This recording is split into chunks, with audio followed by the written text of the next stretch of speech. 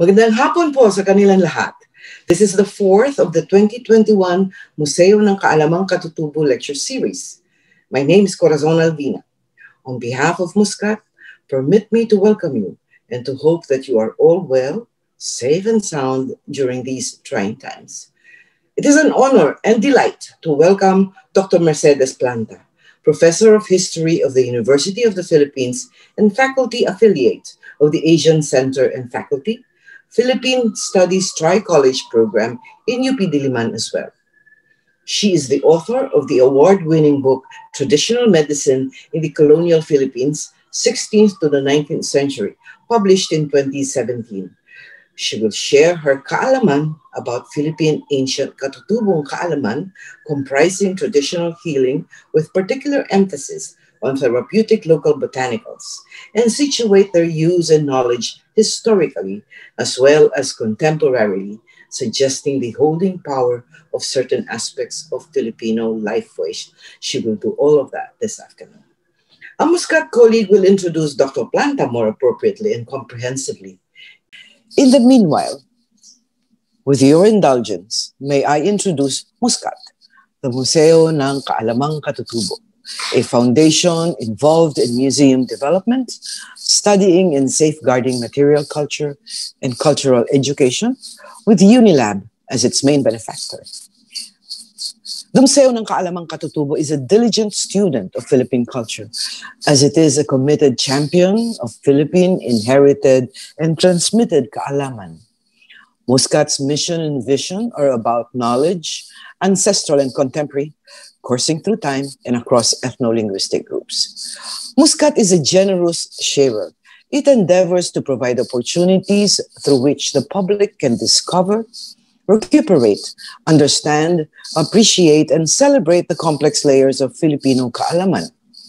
In its public programs and projects, resonate to and are animated by the extraordinary features of Philippine tangible and intangible heritage. These activities are animated conversations and celebratory occasions, interactive, infused, and enlivened with the remarkable elements of Philippine cultures. Muscat is a keen custodian of tangible culture, inattentive to and mindful of careful research and ethical curatorship. It conceptualizes and actualizes public programs, publications, where, for both, Muscat engages and collaborates with acknowledged subject matter experts. Muscat has operationalized collections management guidelines, principally at this time, conservation and registration. It searches for the inspiration behind processes that bring forth the most exquisite textile, the handsomest weapon, astonishing basketry. Muscat is sensitive to the physicality and materiality of the objects themselves, to steer not only the study of forms and technology, but also the appropriate conservation strategy for the well-being of cultural objects. It respects the bonds between humans and their environment, and the balance that must be maintained between them. Muscat is animated by an understanding that kaalaman is inherited and transmitted. It recognizes and rejoices in the aesthetic integrity and creative philosophy, in the outstanding skills and the commitment of our artists. Spiritual sense and essence in kaalaman. Muscat's resolve is to encourage, to inspire, to invigorate pride, admiration, and affection for kaalamang katutubo, as indeed for and in all things Philippine. Good afternoon, everyone. I have been given the task to introduce our resource speaker in this session. Dr. Maria Mercedes G. Planta is professor at the Department of History, a faculty affiliate of the Asian Center, and faculty Philippine Studies Tri-College Program in UP Diliman. She works on the history of medicine and colonial Southeast Asia, She is currently deputy editor of the Regional Journal of Southeast Asian Studies, an international peer-reviewed journal in English that seeks to provide a platform for Southeast Asian scholars based in the region. She earned her doctorate of philosophy in history at the National University of Singapore. In 2018, her book, Traditional Medicine in Colonial Philippines, 16th to the 19th Century, released in 2017, was awarded Best Book in Science by the National Book Awards, the only history book to win the science category. In the same year, she was awarded the Andrew Mellon Foundation Fellowship by the American Philosophical Society. In 2019, she was appointed University Scientist 1 of the UP system, a distinction that recognizes and supports the development of science and technology and encourages and rewards scientific productivity. Ladies and gentlemen, Muscat is proud and fortunate to have this afternoon Dr. Planta as guest speaker to our session. I give the virtual floor to her. Okay, hello. Maraming salamat. So, yung lecture ko this afternoon is titled Traditional Medicine in the Philippines, 16th to the 19th Century, a study in Philippine history. Gusto kong magpasalamat kay Ma'am Cora for inviting me to the staff of Muscat. Yung work na to, this is derived from my book, Traditional Medicine in the Colonial Philippines, 16th to the 19th Century. And in many instances, I have expected that at some point, a particular study can be laid to rest. Parang nagawa ko na ang mga dapat gawin, and then so I can move to other things. I have also done that. But this topic is also a good thing. This topic, it seems as if its possibilities are never endless. So there are always new ways of looking at it, and people, there has never been a dearth of interest, probably because of the topic. In any case, so I will begin my lecture now. So I will discuss traditional medicine in the Philippines with particular emphasis on medicinal plants and herbs. And the discussion will be situated, the use and knowledge of medicinal plants and herbs will be situated historically from the 16th to the 19th century, which spans the Philippines colonial period. I am doing this because by situating the knowledge and use of traditional medicine in the colonial period, I have a heuristic device to obtain insights on Philippine culture and society in general and under colonial rule in particular. I argue, the purpose of this paper is to argue that the continued use and knowledge of Filipino traditional medicinal plants and herbs through the 21st century by choice of the Filipinos despite 400 years of colonial rule and decades after Philippine independence in the 20th century suggests the great holding power of Filipino culture and ways of life that are likely to continue to endure. So this is my abstract. Okay, so when you talk about Filipino traditional medicine, it has a range of kinds. There are many kinds of traditional medicine in the Philippines, but I chose to focus on traditional medicinal plants and herbs because, as far as I know, there has not been a comprehensive study on traditional medicinal plants and herbs before my work. These books that you see on the screen are sources for my study. So what I did was to look at the medicinal plants and herbs in these books, put them together, and situate them in a particular context, which is the colonial period from the 16th to the 17th century. There are two things we need to remember why there is a continuity of this traditional medicine. Number one, in the period of colonial rule, it was actually the efforts of the colonial powers, primarily Spain and the United States, eventually the Americans, who made the recording of these medicinal plants and herbs possible. So the earliest source of medicinal plants and herbs that were used by Filipinos at the point of contact with Spain in the 16th century were traditional medicinal plants and herbs that Filipinos have been using prior to colonial rule. So whatever has been recorded in the work of Francisco Ignacio Alsina, was a Jesuit priest in 1668, are not only medicinal plants and herbs that he has discovered or seen that Filipinos were using at that time, but these were actually medicinal plants and herbs that Filipinos have been using even before the coming of the Spanish period or the Spaniards in the Philippines. The other text is Fernando Santamaria's work on published in 1815, and one of the most beautiful work, and the only one of its kind, on the flora of the Philippines is Manuel Blanco's Flora de Filipinas. So this work, Flora de Filipinas by Manuel Blanco, published between the years 1883, from 1883 to 1893, because this is a 3-volume work, is a compendium of all the flowering plants in the Philippines.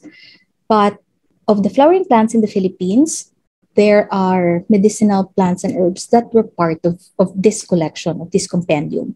And some of the works from Alsina to Fernando Santamaria to Blanco, or rather that Blanco was able to put all of these works together. So after Blanco, in the 19th century, you have Trinidad Pardo de Tavera's Medicinal Plants of the Philippines, originally published as Plantas Medicinales de Filipinas. And during the American period, Leon Maria Guerrero published a compilation of medicinal plants and herbs in the Philippines contained in the 1918 Census of the Philippine Islands. So you see it here. So these works altogether form the corpus of knowledge, application of Philippine traditional medicinal plants and herbs from the 16th century to the 19th century. Sorry, I missed one book. It's the work of Eduardo Quisumbing in the 1950s. But Eduardo Quisumbing's book on medicinal plants of the Philippines is also not only just a list of medicinal plants and herbs in the Philippines, but medicinal plants and herbs that have been identified, have been sourced, and are being used by Filipinos since the time of Alsina. So at the end of this presentation, I will show you what I did in my book and how I put all these things together. So what is actually Philippine traditional medicine?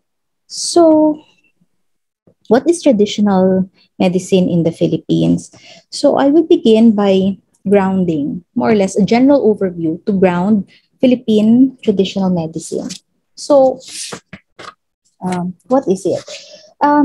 As I have said in the beginning, traditional medicine in the Philippines is not only about medicinal plants and herbs, but there are other practices that contribute to what Filipinos believe are ways and methods to preserve and promote health and well-being.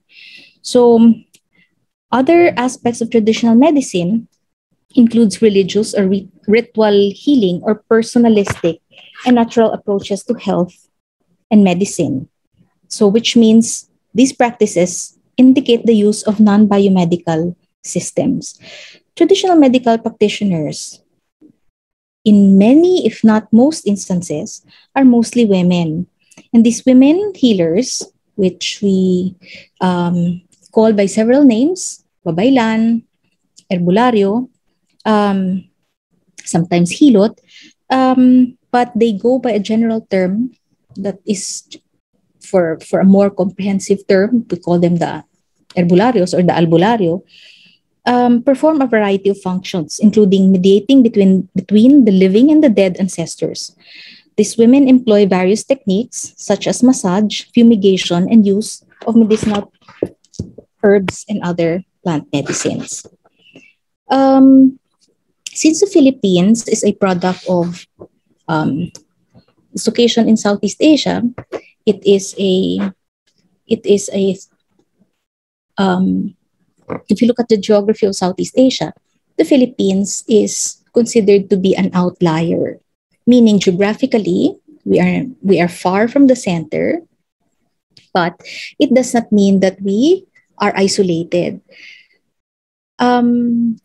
If you look at the region of Southeast Asia and you read its history, Southeast Asia is a site of a lot of networking in today's, probably in today's parlance.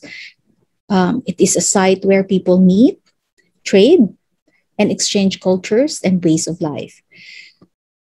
In this context, Philippine traditional medicine did not develop on its own, but is in many ways a product of many different cultures that have come together in Southeast Asia and then in the Philippines.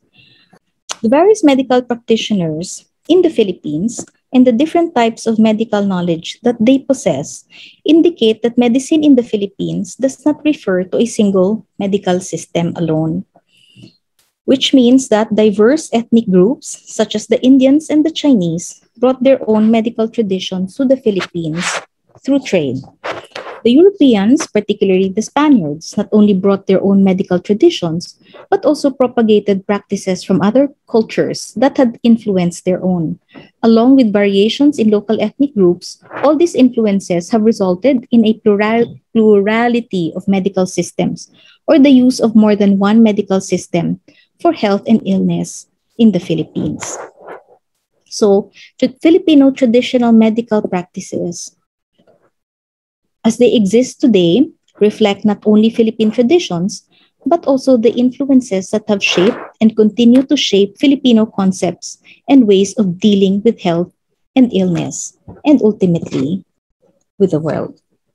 The influences of Western medicine that the Spaniards and the Americans eventually would bring in the Philippines, however, has carried certain biases about traditional medicine, that traditional medicine in the Philippines in particular is culturally constructed, subjective, and symbolic, as against a universal, a cultural, empirical, and factual biomedicine, especially when the issue of the efficacy of traditional medicine is concerned. However, such description, while it applies to Philippine traditional medicine in general, is not necessarily and all the time correct for Filipino traditional medicine in terms of medicinal plants and herbs. So while Filipino traditional medical practitioners are variously regarded as herbalists, native doctors, and healers, traditional doctors and medicine men, particularly during the colonial period, and were in large degrees responsible for the health of the majority of the Filipinos. By the time of the Spaniards and the Americans, these healers were in many instances regarded as not credible, in some instances considered to be witches or brujas or quack doctors. However, for traditional medicinal plants and herbs, again, that is not always justified. For instance, in his 1892 treatise, Plantas Medicinales de Filipinas by Trinidad Pardo de Tavera, who was a trained medical doctor in the Western tradition, he was one of the first to articulate that the value of to articulate the value of Filipino traditional medicinal plants and herbs and the role of the early medical practitioners. This is what he wrote. So this is in Spanish from his Plantas Medicinales de Filipinas, which I have provided a translation for that. So this is what Pardo de Tavera said. Some physicians discount the therapeutic application of medicinal plants by the Filipino herb doctors or curanderos as being entirely empirical. This underestimation is unjustified because in all the most rational and scientific remedies that we make use of, the first step towards the final development of their relative position among remedies is due to empiricism, which is founded on daily experience, on observation of results obtained in specific cases, facts that are handed down from mothers to daughters for generations. The scientific explanation, while probably not yet available, but those first ideas, frequently owing their origins to chance or perhaps to superstition, has often been based upon the observation of phenomena which, although fortuitous, are not necessarily invalid. What does this mean? It means that for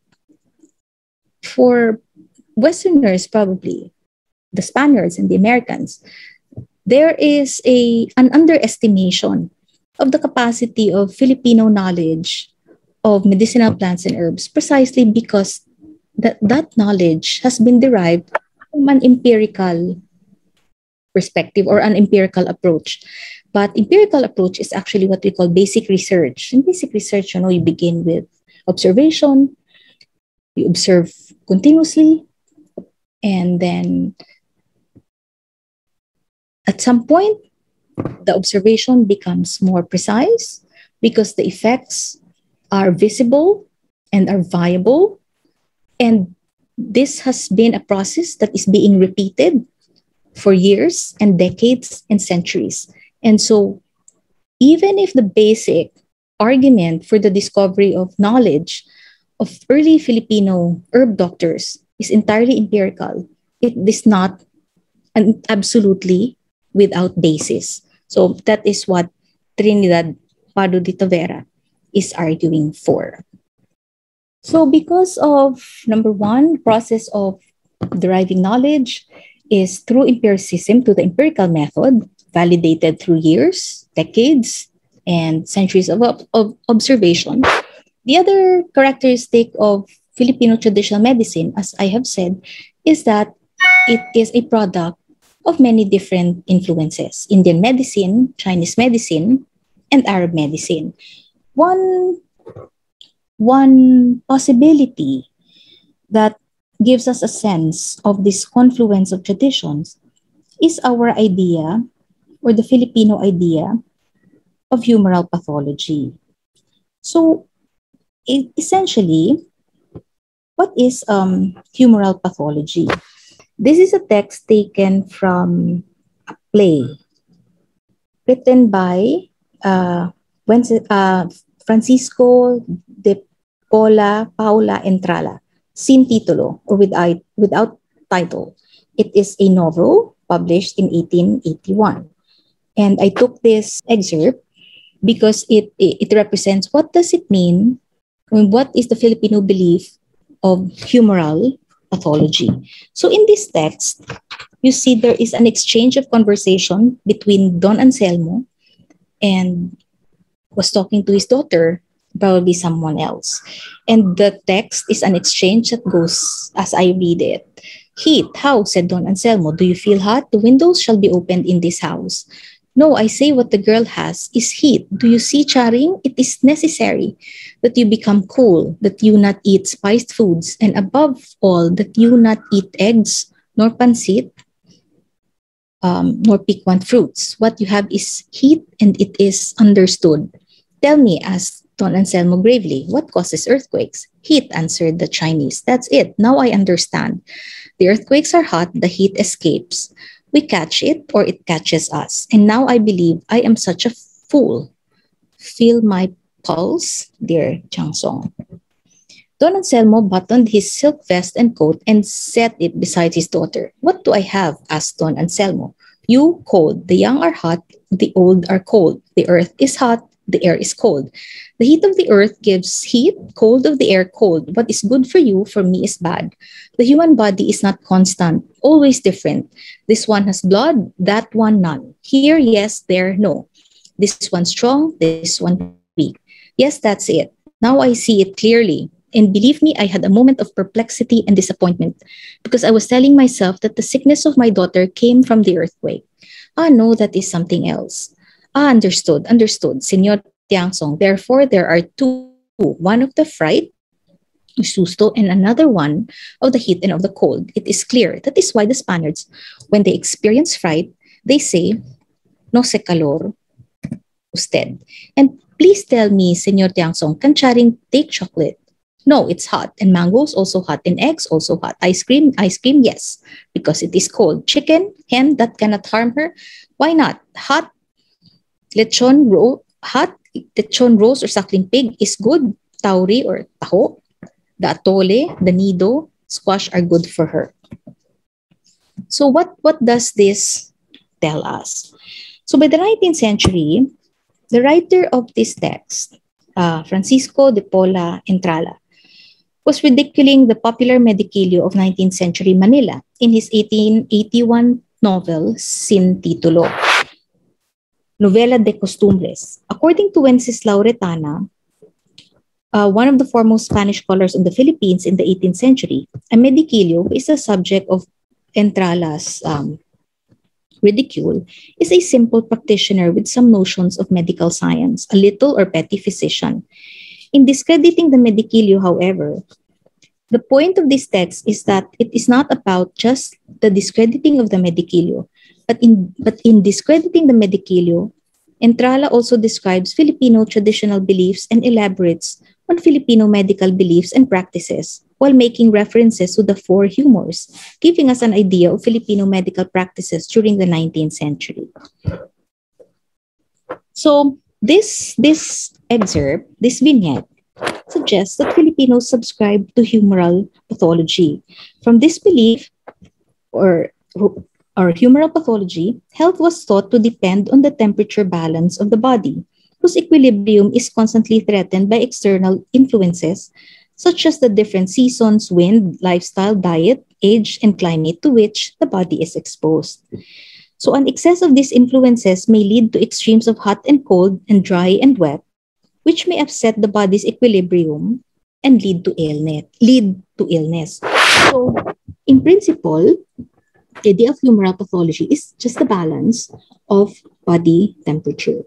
So operationally, the Filipino belief in humoral pathology may be seen in diagnosis of native helots or masurs, particularly when they examine patients who complain of back. Most of the time, the helots diagnosis indicate lamig or muscle spasms. So if you are familiar with a massage, so you will probably remember that your masahista would often tell you that your back is full of lamig, and the lamig is a feeling at the back or any part of your body that has lumps that she would sasabihin niya sa'yo, babasagin niya yung mga bilog-bilog na yon.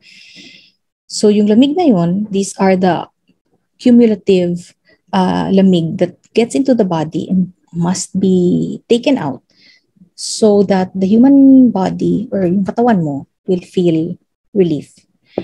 So most of the time, the helots diagnosis indicate lamig or muscle spasms, primarily attributed to stress, today probably to air conditioning or bathing without drying the back of perspiration. I don't really know, but that is how it works in Filipino. When you have a lot of muscle spasms, this is how most Filipinos try to understand it. On certain occasions, an herbolarium would say that the person is not well because mainit siya or hot, meaning the person has too much heat in the body.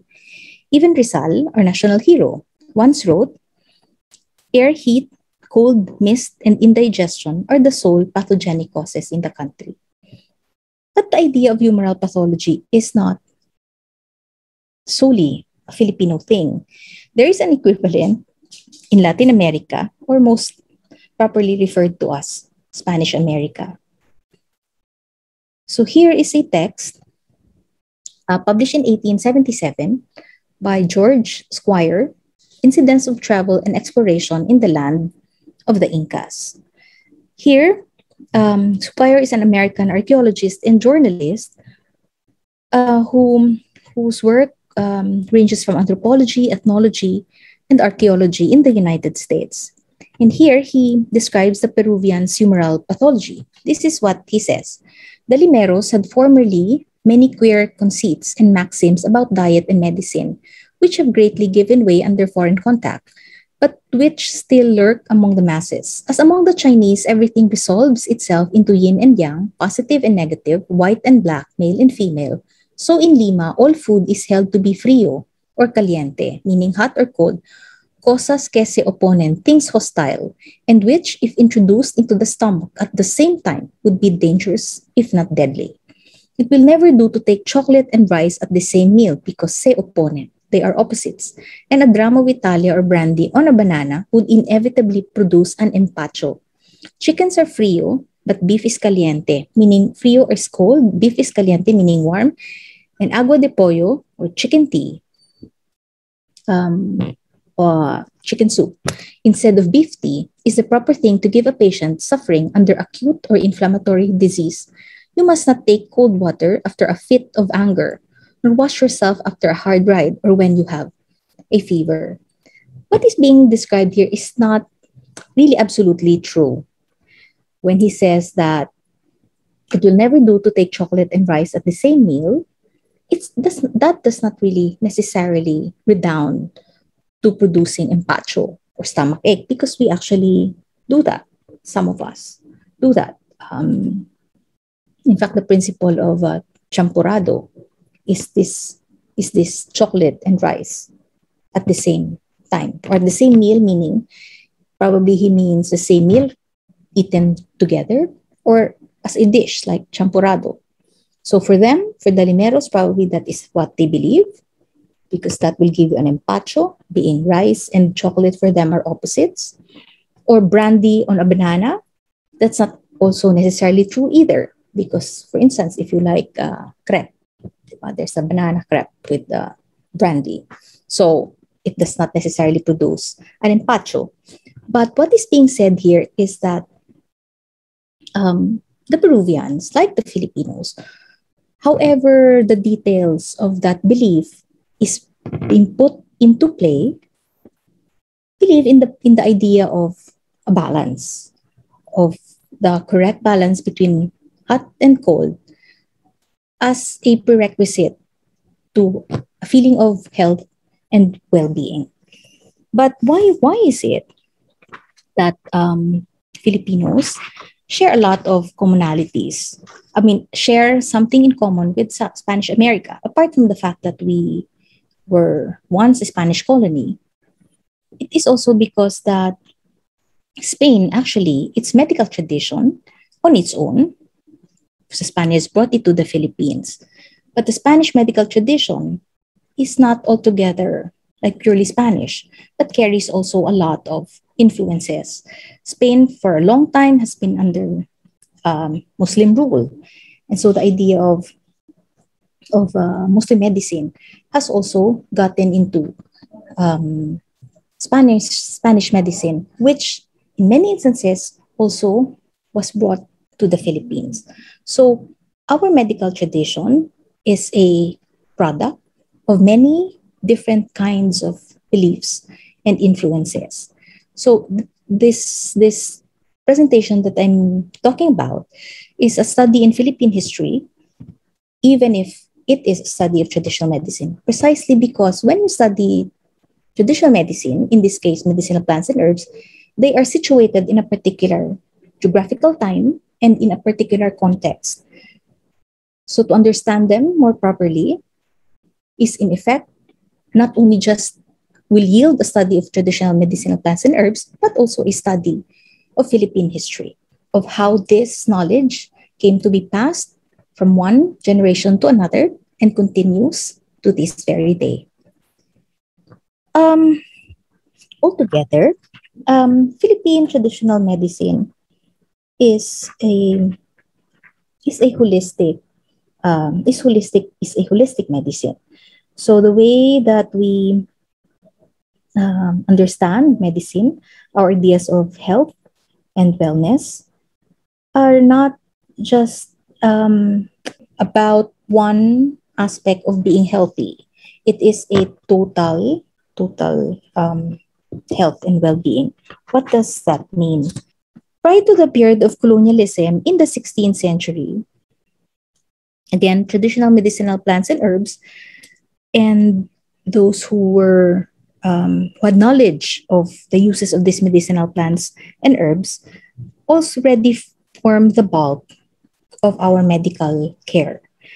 So those who perform or minister to us are called the babaylan. However, in Southeast Asia, in the Philippines and Southeast Asia, most Westerners had thought that our medicine is, again, as I have said, not really scientific. And so already by that declaration, it is diminished in value. And because of that, we do not have a science. So since our medicinal plants and herbs and other forms of healing are basically lack scientific process, we do not have a science. However, in 1693, according to Simon de la Lubert, even if European science at that time, particularly anatomy and surgery, was already being practiced, something that is alien to Southeast Asia and to the Filipinos. We never practiced surgery of the Western tradition, medical tradition at that time. Europeans in general were very impressed about our medicine. Our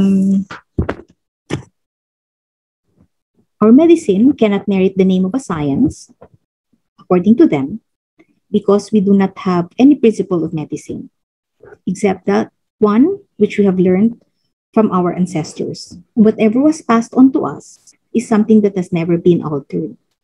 We have no regard to the particular symptoms of the disease, but for some reason, our medicine, no matter how simple and diminished to European eyes, according to de la Lubert, our medicine have not failed to cure. They failed not to cure a great many.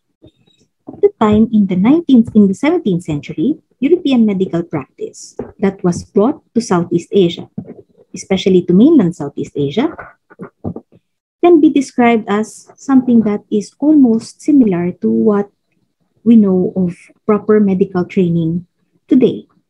There are European surgeons who went to Southeast Asia and who brought their own training. According to de la Lubert again, in his work, A New Historical Relation of the Kingdom of Siam, European doctors were ready to cut, lance, hack, and bleed the body. Southeast Asians in general who had witnessed this medical practice were horrified by it. Once an Englishman and an official of the English East India Company said he had gone mad because he had himself bled to death. For the Europeans at that time, they believed that the English needed periodic bleeding because they consumed so much meat and wine. So para sila siguro nililinis ng katawan. So according to Antonio Galvao, in Southeast Asia in general, we are not accustomed to give syrups nor purgatives and still less to practice bloodletting. Our only medicine being commonly known herbs and juices. When they are in fever, they immerse themselves in cold water up to the neck. They do not sew up cuts, but heal them with banana buds roasted, and when still hot, soaked in oil. So all of these, this general description of a general idea of how we apply our knowledge of medicine to promote health and well-being are repeatedly being described in similar terms in many different parts of Southeast Asia.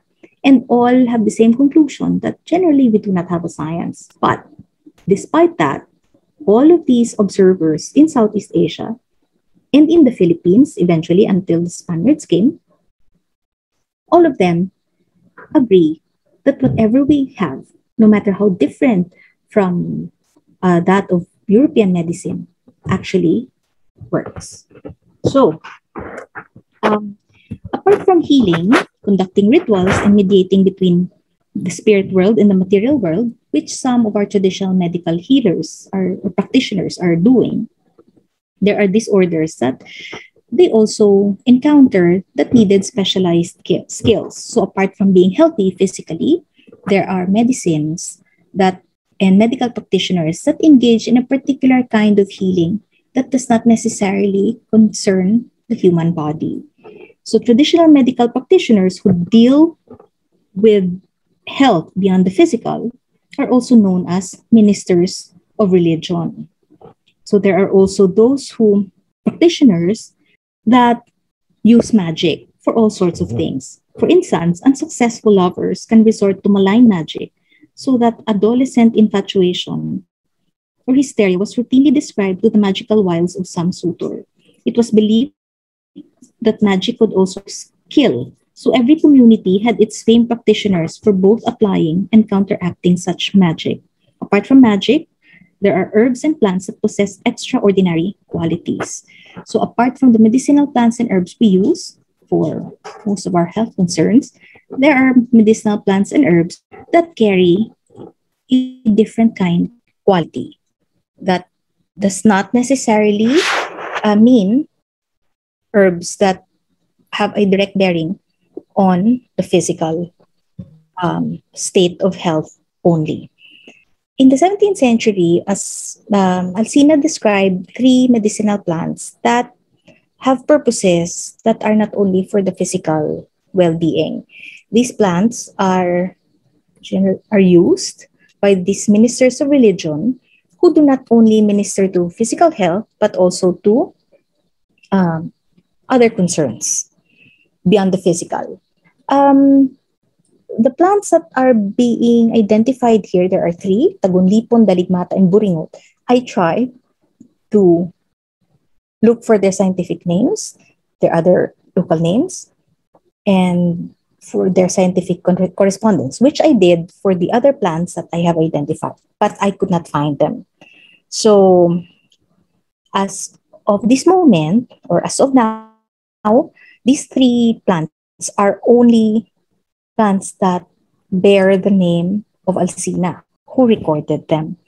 Now, what are these? In the local Visayan language, Tagonlipon means what covers or chokes up.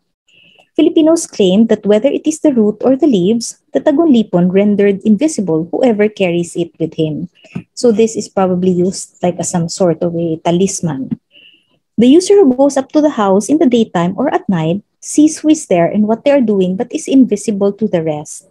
The Spaniards claimed that sorcerers, with reference to the Babaylan, used these herbs so whoever has it was a sorcerer. The natives also referred to it as Tagonlipon as it changes one into someone else. Many Visayans understood and believed that the power of this herb is a natural phenomenon, but I could not find the scientific equivalent, or I cannot identify it. Then there is the Daligmata, which literally means one who sees everything. To counter the spell of the Tagonlipon, this herb is used as it causes the eyes to open. Whoever possesses this herb can see those who use the Tagonlipon. A diwata or goddess with many eyes was also called Daligmata, similar to the mythical Argo of Greek mythology. And the last is the Buringot. It is a little shrub and a little bit spiny. When made into a concoction, this herb supposedly generates hatred and ill will. For whatever reason, I wouldn't know. These three plants, again, I have not identified them. But what do they tell us? If these plants are used or are being used or were used, and the knowledge of their use was known to the ministers of religion, it tells us what Filipinos believed in at that time. So it tells us that the Tagonlipon, They believe that there is a plant that could actually make one invisible. Probably that is a useful thing. I would also think so. So if in Harry Potter you have an invisible cloak, in the time of the Spanish period in the 17th century, theoretically, Filipinos also had their own version of the invisible cloak, which is the tagon lipon. And the Daligmata is to counter the tagon lipon, because while one cannot be seen if he has it, the Daligmata allows anyone that has it to see everything. So these two plants are related. They have different purposes, but both have their uses in particular instances. But what it tells us is that Filipinos have a range of knowledge about their environment, probably, and the resources that are within their reach, enough to think of these things and the virtue of these things that are probably real. Alcina at the time is a Jesuit priest, the first to have made a list of medicinal plants. He was assigned in Samar, so most of his work was on the Visayan Islands, but it cannot, probably he listed it as a matter of interest, but if you read the text of Alcina, he does not make a joke of it. So I would suppose that probably this is really, these two plants really exist, as also is the buringot. Probably the buringot is easier to grasp for the contemporary period, precisely because it's a plant that makes someone, generates hatred and ill will. So if you take it, or you have it, you will probably be hated or disliked severely. But maybe it has something to, maybe it makes you disagreeable. But at least it's not the quality of the buringot is not so far off from the qualities of the tagon lipon and the daligmata, which are actually quite cute. So apart from the ministers of religion who have and these three plants that I have identified, Filipino healers are also concerned not only about health but also hygiene and beauty. So in all of Spanish records, if you read them, there is always a description, or the works also carry a description or an observation of how Filipinos are really very clean. The sense that, they always take a bath. So in other words, the Spaniards were so fixated on why we took a bath all the time. Most Spaniards would never miss to make a note of why Filipinos take a bath. This is a repeated account in many different accounts of the Spanish colonial Spanish missionaries in the Philippines. One of the earliest accounts, of course, the work of Antonio de Morga in the 17th century. He wrote about how Filipinos just love to take a bath. The young and the old, Antonio de Morga says, ordinarily bathe their entire bodies in the rivers and streams without regard to whether this may be injurious to their health, because they find it to be one of the best remedies to be healthy. And when a child is born, they immediately bathe him, and likewise the mother. If you read Alcina, Chirino, Morga, Plasencia, all these Spanish missionaries would never miss talking about taking a bath, probably because it is a strange practice for them, because Europeans do not probably take a bath as much as we do. So according to Chirino and other Spanish missionaries, they also take a bath for medicinal purposes, for which God our Lord has given them a number of hot springs. During these past few years, those of Bay, on the shores of the lake of the same name, have become very popular, and many Spaniards, men and women, ecclesiastics and religious, suffering from their various illnesses, have had recourse to them and have recovered their health. However, it is not just about health in the physical sense, but Filipino traditional medicinal plants and herbs also have special qualities that give importance to hygiene and to beauty. So, madami tayong mga halaman that Filipinos use to aid themselves to as beauty products.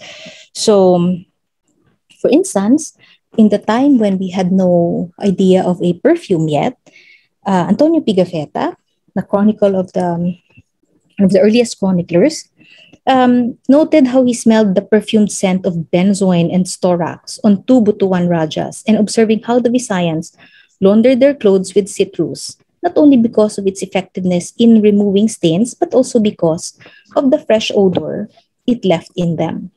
The civet oil from the cat, according to Pedro Chirino, mixed with sesame oil, is used for making perfumes because civet oil can absorb fragrance, especially those of flowers, when added.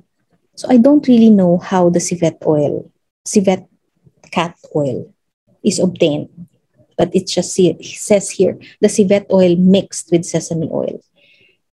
From Mala's description, Jean Mala was a Frenchman who was assigned to the Philippines and wrote about our ways of life. He described how women past middle age tinted their hair with a preparation of coconut oil base, and when they started losing their hair, they resorted to false tresses. So these are all part of being beautiful, but also about being healthy and hygienic. Antonio Morga took an interest in the hygienic practices of the Filipinos and wrote that both men and women, particularly the prominent people, are very clean and neat in their persons and dress gracefully and are of good demeanor. They dye their hair and pride themselves with keeping it quite black. They shampoo it with the boiled bark of a go-go tree, which I'm sure is quite familiar to us now, and anoint it with oil of sesame perfumed with musk and other sweet-smelling substances. They are all careful of their teeth, and from their early age, they file and even up their teeth with grinders and other implements of stone, parang masakit yata yon, and give them a permanent black color, which is preserved until their old age, even if it be unpleasant to the eyes. I have read that in I don't know where I have read it, but I once read that one of the standards of beauty was not, today the standard of beauty is the whiter the teeth, the better. Because that you have white teeth, you're beautiful. But in colonial period, Southeast Asians and probably Filipinos, in this account at least, would blacken their teeth because that is not just a symbol of beauty, but also a distinction that I am an individual and not a plain animal. And so because animals also have white teeth, so they needed to distinguish themselves. But of all the medicinal plants and herbs that I have encountered, the most interesting is the betel nut. Because the betel nut has the most diverse and the most interesting uses. So betel chewing was introduced to the Philippines more than 2,000 years ago when sailors from the Malay archipelago spread the uses of betel and betel chewing throughout Southeast Asia. Since then, betel has been regarded as the daily social lubricant in pre-colonial Philippines and Southeast Asia and has been chewed for social, medicinal, magical, and symbolic purposes. According to De Morga, the regular delicacy offered throughout the Philippines and in other countries in Southeast Asia was the buyo, or the betel leaf, which resembles the mulberry leaf. I'm sure we have an idea what is the buyo. This is what it looks like. And it has a white core. It is chewed with a seed or nut from the areca palm, which is called the bonga. And then the bonga is cut lengthwise into slices and placed inside the rolled betel leaf with a bit of very wet, quick lime, which we call apong, at least in Visayan. This rolled tidbit is placed in the mouth and chewed. To chew it is mama, and the quid is called mamin. According to Jose Villa Panganiban, in his dictionary, Diccionario Tesauro Filipino-Ingles, mamin refers to the combination of betel leaf, a piece of areca nut or bonga, and a little wet lime, also known as nganga. So, why is betel so special? It is so special because betel chewing is so much a part of Philippine life that the ritual of betel chewing preparation was raised to the level of art.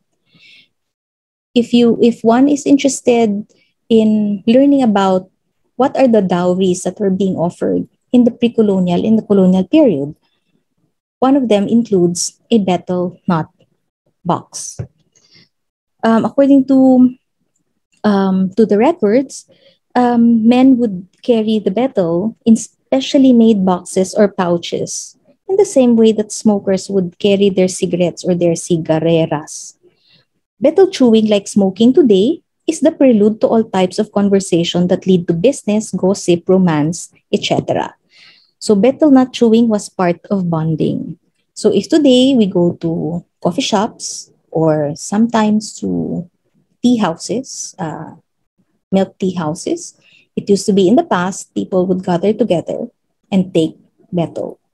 So um, because of this, there are many implements on how to prepare um, or how to set up your betel chewing, your mamat. You have a spittoon, a mortar, and pestle to grind the betel leaves and tobacco, which was chewed to get rid of the betel's aftertaste. Betel was offered to guests just as one offers refreshments to guests today. It was also exchanged in courtship rituals so that betel nut boxes were often part of the dowry. In fact, according to Mala has an account on the Philippines, when a woman wanted to express that she particularly favored a man, she would offer him a bowl of betel that she had already started chewing. It means that she likes the man. You look at the work of Mala, the Philippines, page 289. That's what it says. If a woman offers you betel that she has already chewed, it means she likes you. So when red lips and black teeth were marks of beauty in the 16th century, betel was also used as a cosmetic. Betel enthusiasts turned their mouth and saliva red like blood and obtain a pleasant taste, while those who were not used to its taste get a burning sensation in their mouths. Betel is so strong and stimulating that, according to Morga, it could induce sleep and intoxication. After it has been chewed for some time and has no longer any juice, the betel is spit out as residue or zapa. But generally, for medicinal purposes, betel was believed to aid in uh, making the tummy healthy. So that's why Filipinos were able to escape or to be spared of many stomach problems because of the belief that if you chew betel, you will have probably a good gut. I think that is how I understand it. According to Pigafetta, reason Filipinos used betel was their belief that it had a very cooling effect to the heart, and if they ceased to use it, they could die. As I have said, this lecture is based on a book. One of the most important part of the book is a compendium. I hope this is more clear. This is just the compendium is composed of 188 plants. It consists of plants that were divided into digestive-related diseases, poor appetite, digestion, stomach aches. There are skin disorders. There are for arthritis along the text. Altogether, 188 plants that have scientific, English, and local names, meaning they exist in the botanical records.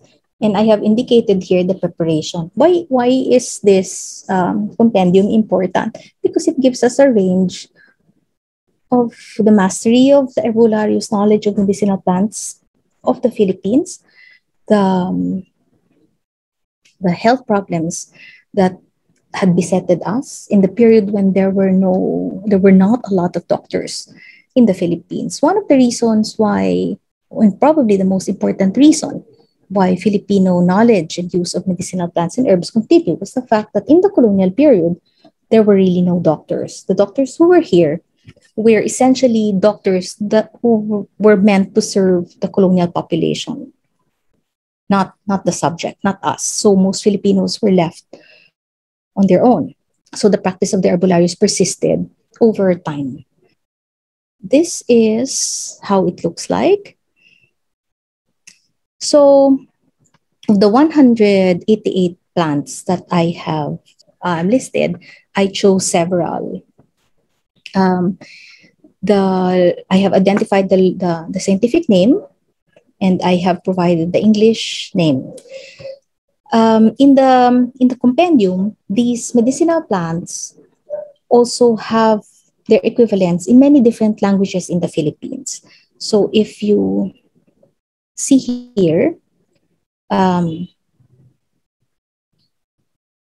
St. Ignatius bean or the Strychnos ignati is known in many different languages in the Philippines. Here, I did not list everything. So this is the Datura metel. This is taken from the book of Manuel Blanco, Flora de Filipinas, at least the plate, the photo. According to Ambeto Campo, probably the artists who made these plates can be considered as the first painters of the Filipinos. So I'm sure probably your library has a copy of this 3-volume work. It is so beautiful, consists of many different botanical illustrations. This is the Datura metel, otherwise known as the talampunay, or angel's trumpet, devil's trumpet, or simply metel. According to the records, it cures cancer, tumor in women's breasts, and hemorrhoids. But only a small leaf soaked in water should be drunk. But pregnant women are not advised to take this. I don't know how correct this is, but to identify that there is cancer, probably Filipinos already knew what cancer was, at least at that time. This is the bonga, which you use in your betel nut mix. It is a tonic for the tummy. And then this is the national flower of Malaysia. I had just recently found out. But this is a medicinal plant dated to the time of Alcina in the 17th century. It's the gumamela, otherwise known as the gumamela, but it has a special use for women, particularly for menstrual cramps. So in the book that I have detailed plants that have special value for women, plants with extraordinary qualities, and extraordinary qualities meaning apart from those 3 that I have identified, the puringot, the tagundipon, there are also plants of extraordinary qualities because they are because of the quality that they have. There is a plant called the dalupang. I cannot find what it looks like today, at least although they said that is still found in Cavite. So the dalupang is a very interesting plant because as the day progresses, it changes in color. When the day begins, it is colored white. As the day progresses, it turns to pink and red and it wilts at the end of the day. But every time the color changes, it tells you the time of the day. So the pre-colonial Filipinos would refer to it as nature's clock. There's also a plant that's called Alasquatro, which is probably more familiar to all of us. It only opens at 4 p.m. So I don't know if it is geographically sensitive, and if it will change its rhythm when it's transported elsewhere. But I have seen it for myself, and most of us probably have seen it, but don't just know about it. So this is the pulp. The pulp of the fruit is a good purgative. So if you look at the compendium, it contains a lot of plants that have purgative properties, primarily because that is a very common ailment for us. It's also used for fever, but only in small dosage. So Filipino traditional medicinal plants and herbs in general is not only about a particular knowledge of how to be healthy and to be clean, but it also carries Filipino values, Filipino ways of life, Filipino knowledge that goes beyond just medicine and health and hygiene. And all these things have persisted for centuries, even with the coming of many different influences, and with the coming of almost 3 colonial periods, has endured. And today, out of those many plants, there are 10 plants that have been identified by the Department of Health that have been tested and are proven to be effective.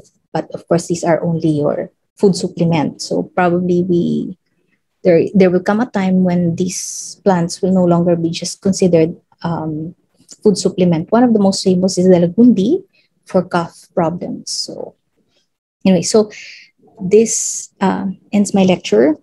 I hope it was very clear. Anyway, thank you so much. Maraming salamat po.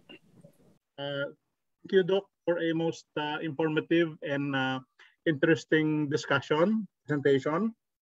We currently already have around 5, 6 questions. If I can begin to share the questions to you. Okay na, Doc? Yeah. Okay.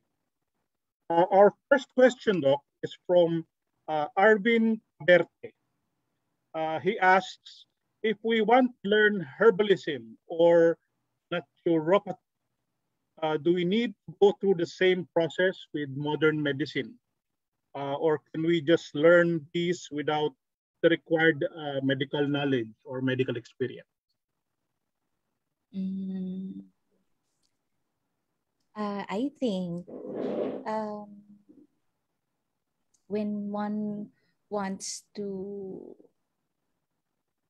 because I'm educated in the modern tradition, meaning I went to school, I did all those things. So I think anyone who wants to go into healing, to maximize their capacity to do that, one must also understand scientifically how the human body works. Okay. So especially now that it is possible to do that, so one should go to school, I think. Okay. The next question is from Gail Shalsita. I think she asks, did Filipinos use Valerian root? I'm not really familiar with this, though. And how do they use it? How did they use it then? And when? I know Valerian root because Valerian root is supposed to help you sleep. I have a sleeping problem. When I went to school, I remember I encountered it because I could not take the fact that I cannot sleep.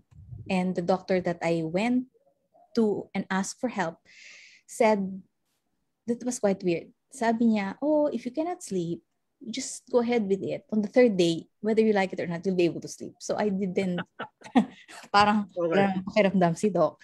But anyway, siguro because it is a cultural thing, na parang hindi masyadong sympathetic. But so I went to a healthy option store, and that's where I encountered Valerian root.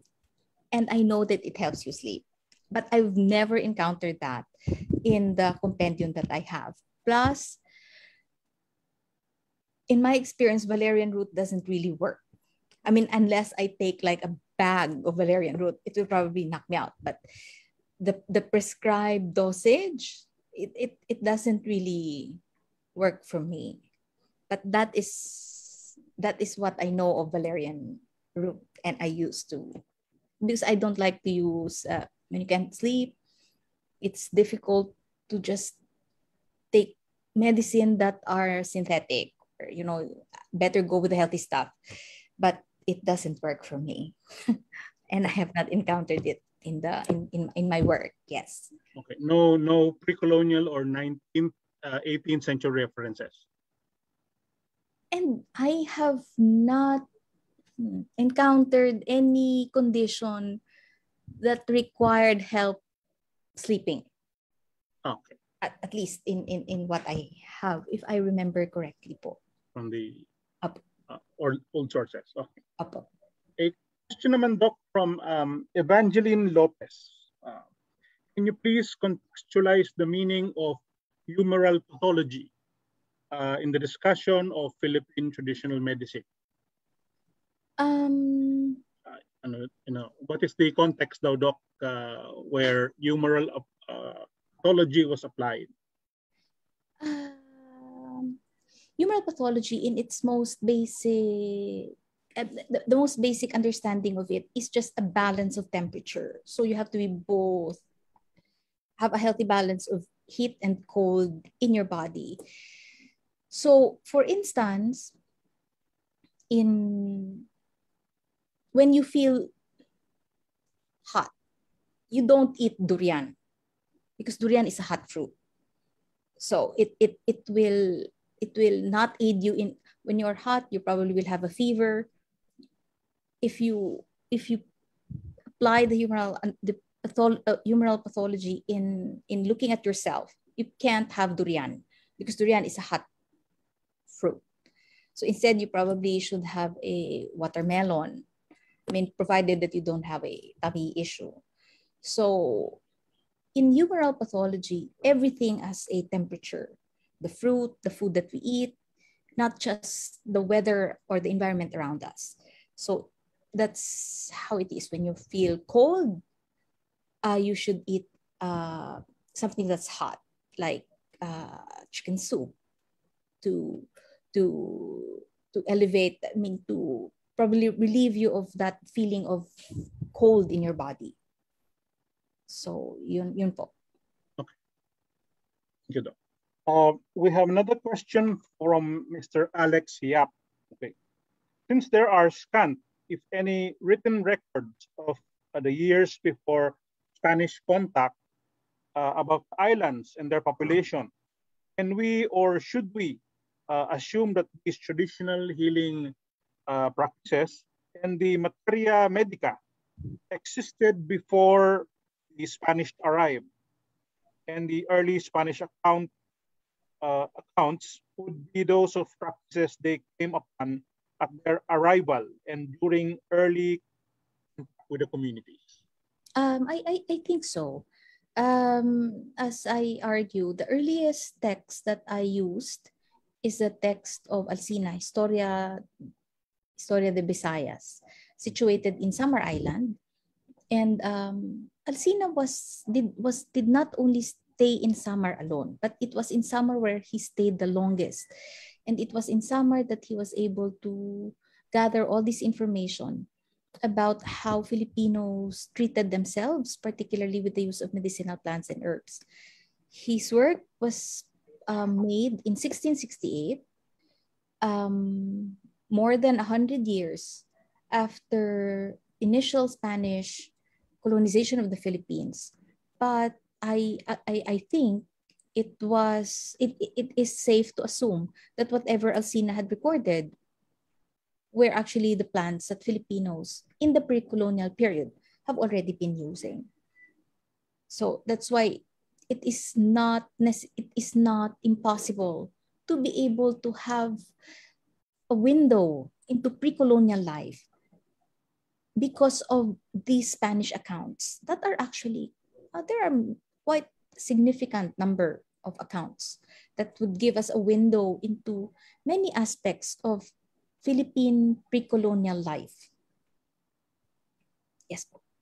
Doc, related query lang, Doc. Other than Spanish accounts, were you able to look at other texts like accounts from the Chinese or the early Muslim proselytizers or settlers? What my most of the accounts that I have consulted were actually European texts. So not just Spanish, but also French and Portuguese, and not just in not just in the Philippines, but in different parts of Southeast Asia. So, for instance, Simon de la Luber, who went to the Philippines, went to Southeast Asia, was a French diplomat who was actually a mathematician.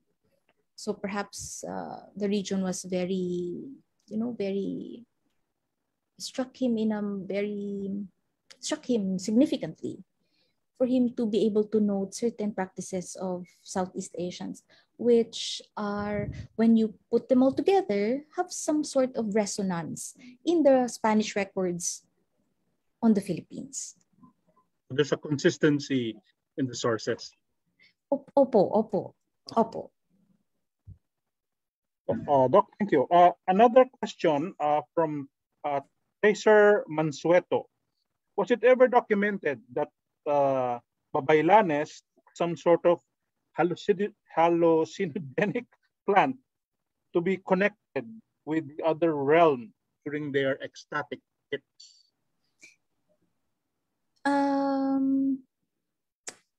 Because of my work, when I have the chance, I always try to visit different gardens. So in the West, they have a really nice botanical tradition, because when you go to the UK, they have the beautiful Kew Gardens, and in the Netherlands, they have the oldest botanical garden in the world, which I do not remember the name, but I've been there. All these European gardens, they are nice, they are curated. Some of them nicely curated, some are not. In one of the gardens I visited, in the oldest botanical garden, that's what they claim, in the US, they have a section for hallucinogenic plants. And they are actually very, very interesting.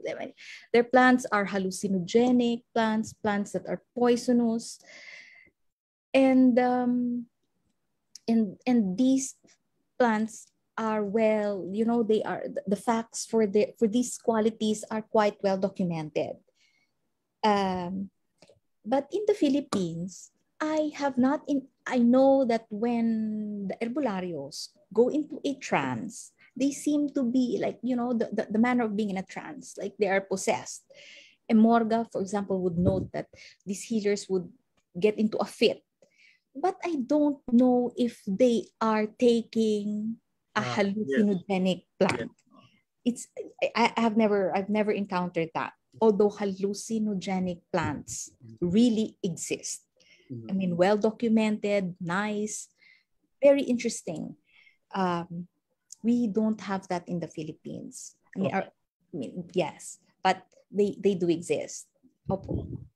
I suppose this is from sources that say that the North American Indians and some of the North American Indians used drugs or used hallucinogens to be able to go into a trance and connect with the nether world. Pero wala sa Pilipinas, Doc.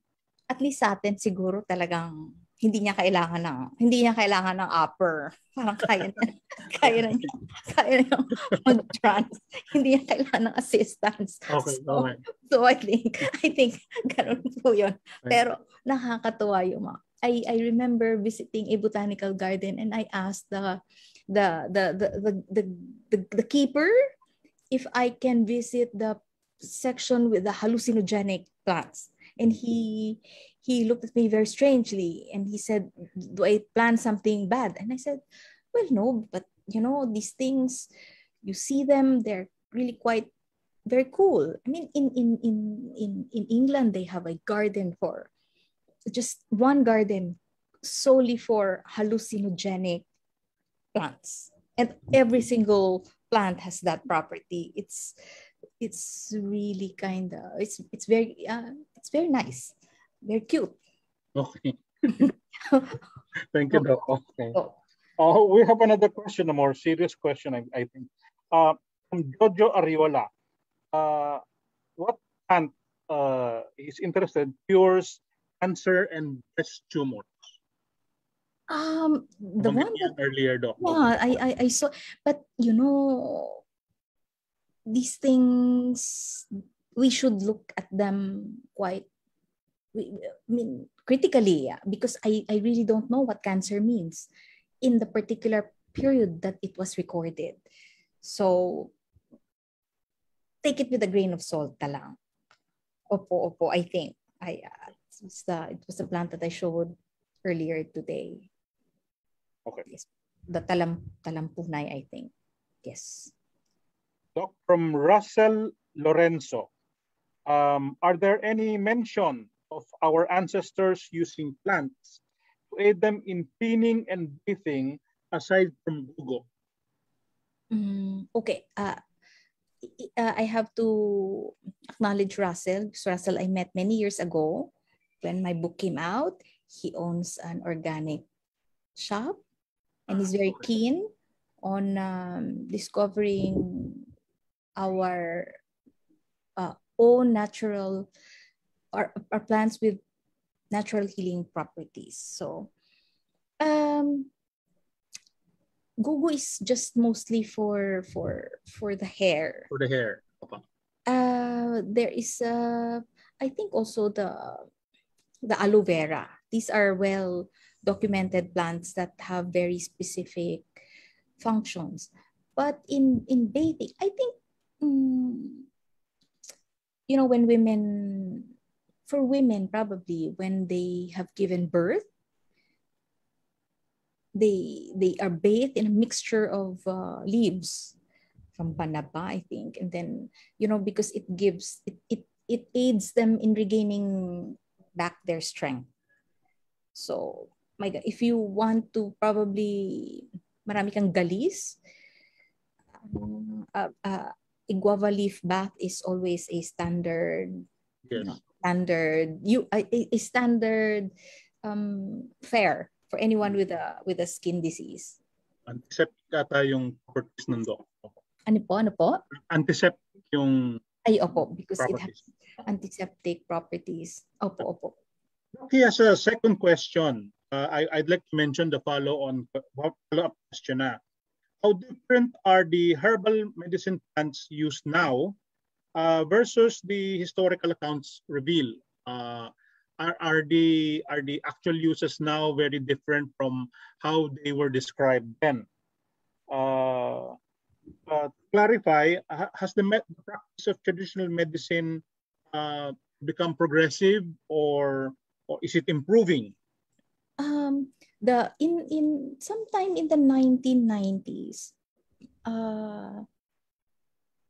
Secretary Flavier is one of the pioneers who identified 10 medicinal plants to be developed by his Tama Act. Diba? Meron siyang traditional medicinal act. Yes. It consisted of 10 plants, most common plants like lagundi, guava, basta 10 I have it. Hindi ko na masyadong maalala. But itong 10 medicinal plants na to that have been licensed by DOH, their use is similar to what we know of their traditional use. So it has just been affirmed over time that indeed the lagundi is really for cough, and the guava is really for antiseptic properties. Has knowledge of traditional medicine now improved? I don't think it is just the knowledge. I think it is the realization that these are viable sources of health that we can always benefit from. Now, in the period of the pandemic, I have encountered a very distinguished scholar whose work on the virgin coconut oil. About Dirit. Yes, Dr. Dirit. Doctor is probably the Filipino singular contribution to COVID-19. I mean, the possibilities of the VCO is actually, it's still unfolding because this is just being and their trial. So still OST has allotted funds for its clinical trials. And Dr. Dairit has, his crusade for VCO did not begin with him, but he told me it began with his father, Conrado Dairit, and he's a chemist. His father was a doctor, and over time, the capacity and the promise of VCO has been proven, and And today, this is the breakthrough of that capacity of VCO, of the Filipinos' singular, most important contribution to COVID-19. Yes po. And tsaka, I think now people are more aware that we have no choice but to go natural. With the way, I mean, we see things around us that we don't have a choice. I think there's not only a knowledge but also an awareness of why these things are becoming more and more important. For instance, when you there is this herb in the US that was traditionally used by the American Indians. It's called echinacea. Echinacea is for colds. But in the period of the synthetic medicine, it was a bit lost. Now it has, not just now, but it's been a while, but people have rediscovered it again. And why, it is better than taking synthetic drugs. So our awareness of tradition is getting better, but not because of our own developing technologies, but also because of our own experience, that we have no choice but to go really natural. Yun po. Okay, Doc. Another question, Doc, from Jeffrey Alfaro Lubang. He asks if there are any materials, you can refer other materials on the concept of the lamig. On the when you study the Spanish period, there are like 5 basic texts to read: Plasencia, Chirino, Morga, Pigafetta, Alsina. All these accounts carry snippets of the idea of lamig. If you want probably a more easier, more accessible word, you can probably look at Scott, William Henry Scott's book on the barangay. That also has entry on the massage and the idea of the lamig. But I think it's a very Filipino thing in muscle spasms, because when Westerners look at muscles, they just look at it as, muscle spasms. We refer to it, but the lamig contains a particular cultural thing to it. Diba? Like also our notions of asthma, which does not really exist in the medical literature, no matter what you do. But that is something that is very real for all of us. Okay. Another question, ma'am. Si Ma'am Cora has seemed to join the inquiry.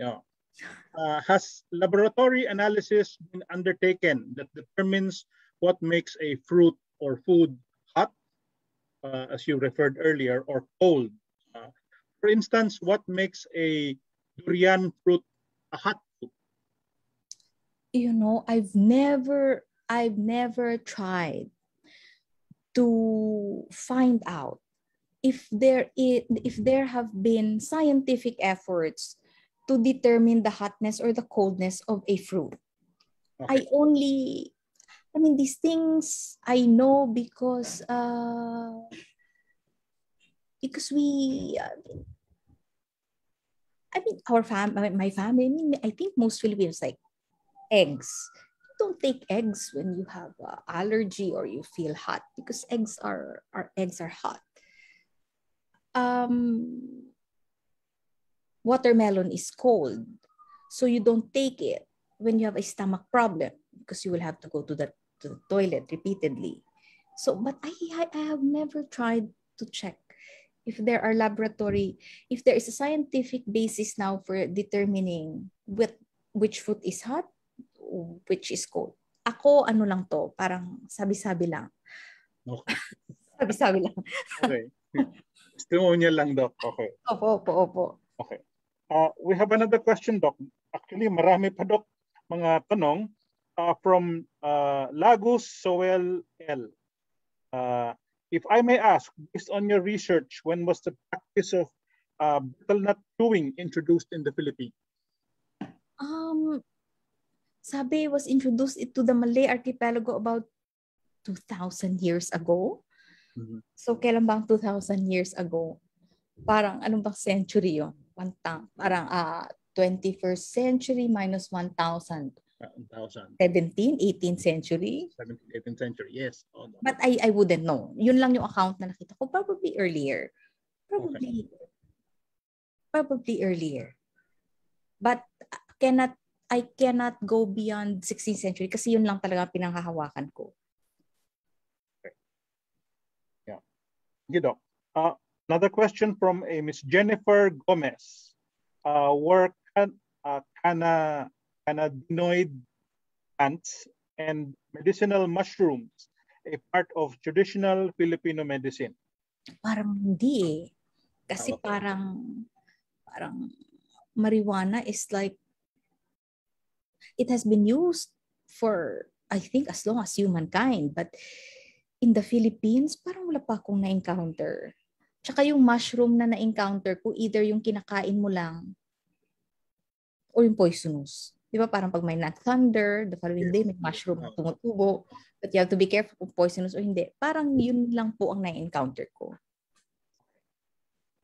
From Mr. Hafiz Rashid, maraming salamat po sa sharing ninyo. I'm seeing many parallels with traditional Malay medicinal practices. I was wondering whether there was any hierarchy or organization structure among the traditional healers in the Philippine archipelago.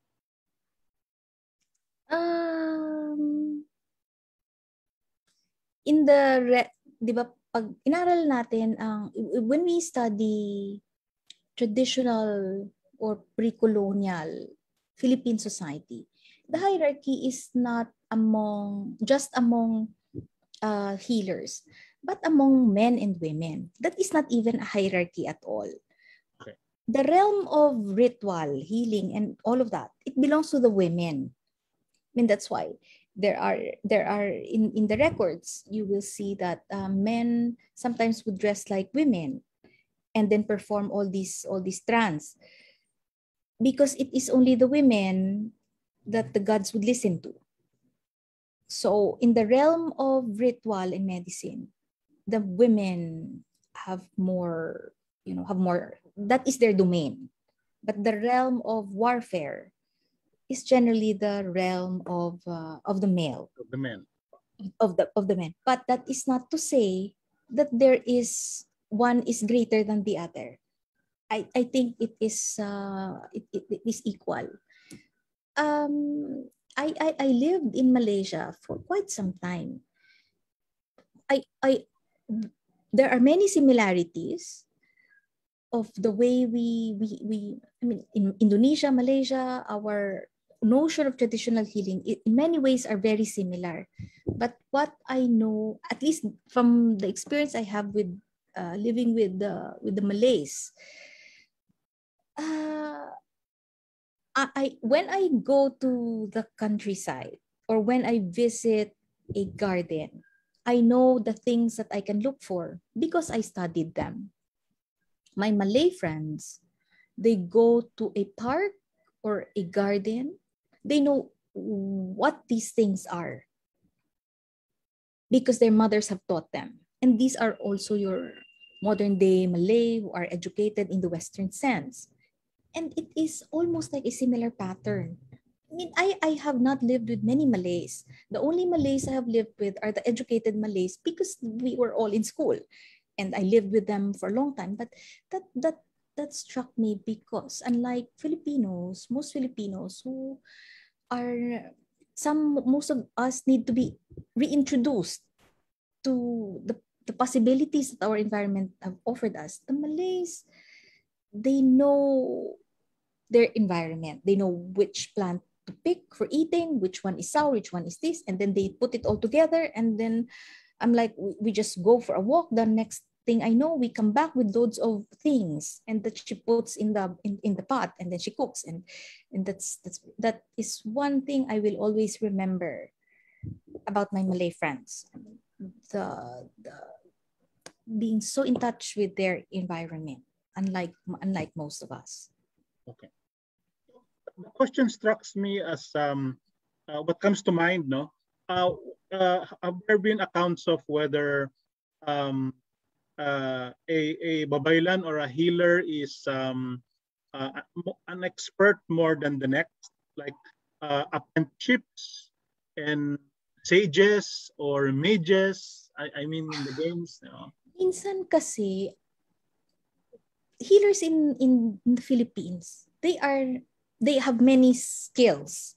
One is a healer, like I am an albularyo, but at the same time, I am also a hilot. And I'm also a masseuse. I also, nagpapaanak din ako. Yes, kumadron. Meron akong ganyang combination. Meron din naman na nanggagamot din siya, and all, but she also knows dark magic. Di ba meron tayong notion ng gayuma? In this work, there is a thing called gayuma that has been reported. And there are healers who know how to do it or where to find that particular plant. There are also healers that can cause harm. Meron din yung mga mananambal. Meron din ganon. In terms of hierarchy, I think it is really in terms of how good you are. Parang people come to you, you heal them. The skills that you have are varied. Di ba parang ikaw ay isang one-stop shop. Parang lahat na lang, yes. Alam mo, nagtatawas ka rin on the side. Parang ganun po yata. I think. Opo. Okay, ganun. Okay. Doc, last question from Rowie Bukren. Hindi dumudurog kung di mas umiinom hanggang malasing ang mga taga-Cordillera. Naiulat sa pinakamaagang kronika na may binabanggit na igorot ayon kay Scotty, kay William Henry Scott, mga nag-ferment na juice ng mga halaman ay di na tinuturing na gamot. Kaya iba talaga ang paggamot sa sakit. Tama po ba ito? May mga gamot sa Cordillera na para na nakakalasing? Opo. Parang meron daw silang mga gamot, Doc, na iniinom nila hanggang sa malasing sila, pero tapos nag-ferment sila ng juices ng mga halaman, hindi nila ito tinuturing na gamot. But they have hallucinogenic properties, I suppose. Yun. Pero hindi nila kinukonsider ito na traditional medicine. This is according to... Yes. Probably. Sa tingin ko, kasi po ang hallucinogenic naman, hindi naman siya medicine eh. Parang, di ba, I mean, I don't know why someone would want to take it. 'Di ba? Parang ba't kaya? hindi siya medicine. Pero ang alam ko, I mean, the accounts, Spanish missionaries accounts, as much as they would talk about how we take a bath so often and seem to find it very strange, they also recorded that Filipinos can drink well and never get drunk. Yun po ang pagkakaroon. But of course, it is far different from plants that I don't really know why you would want to do that. I think one should probably know what plant has hallucinogenic properties, not to take it for oneself, but to give it to someone else. Okay. In some of the plants that I have here, probably the earliest that I can think of, there are plants that women would give to their husbands so that their husbands would know, their sense of judgment would not be so good. They would just agree to everything their wives would say. But it does not say hallucinogenic. Okay. Opo. May ganung mga accounts do. But I think that's interesting to actually talaga iniinom nila yung bakit kaya. But happy lang sila doon. ang term nga niya, Doc, ni Miss Boquerin, dumudurog daw, hindi daw sila dumudurog. So Ren? Parang si Ma'am Rowie ba yan? Ma'am Rowie? Si Ma'am Rowie, ma'am. Oo. Ay, hello. So, Ma'am Rowie. Ma'am, hindi ko po alam yon. Pero bakit kaya gagawin yon? Parang ano yun? Oh, hindi ko ma-gets. Ewan ko bakit kaya kailangan niya na. Oh, feeling ko pag may hallucinogenic property, ipapabigay ko lang sa ibang tao para sila na yung mag-hallucinate. But not for me. Okay. Yeah. That is, I'm afraid that's all the time we have for the open forum. And if any member of the audience would like to follow through questions, I'm sure Dr. Planta would be happy to answer them later in a separate talk. So we would like to, Dr. Planta, if you have any concluding message before I turn the floor over to Ms. Cora. Hindi. Gusto ko na lang po magpasalamat kay Ma'am Cora, sa staff ng Muscat na ECQ or not, natuloy pa rin po tayo. Maraming salamat po. Maraming salamat na naging bahagi ako ng inyong lecture series. Thank you po. Okay. Maraming salamat sa pag-unlock niyo sa amin. At this point in time, I would like to turn over the virtual floor again to Ms. Cora for her concluding remarks. Thank you very much, Raymond. And for sure, sa iyo ang pasasalamat, Mers. Thank you very much for an entertaining and educative lecture and also an entertaining question and answer session. And the lecture itself has been quite appropriate. During these times of health concerns dominated by a vile virus and its variants, of an awareness of our shared responsibility for the environment, and its resources, and an abiding interest in adventure and history. We are most grateful to you, Mers, for your exposition and explanation of the social and medicinal functions of botanicals, and again for answering the queries sent in, including those probing inquiries about hallucinogenics and her sharing about gardens dedicated to them. I'm sure after the pandemic, may mga pupunta dun. Maraming salamat po. We extend our thanks as well to you, our audience. Your company has always been most welcome and a pleasure for us here in Muscat. We look forward to seeing you again during our forthcoming online activities. We have more lectures, online exhibitions, posts, and podcasts. Please go to our Facebook page for announcements and Instagram. Do like us. We are also on YouTube and Spotify. Meanwhile, let us all continue to celebrate and be proud of Philippine culture. Do stay safe. Till soon, maraming salamat at magandang dapit hapon sa kanilang lahat. Paalam po.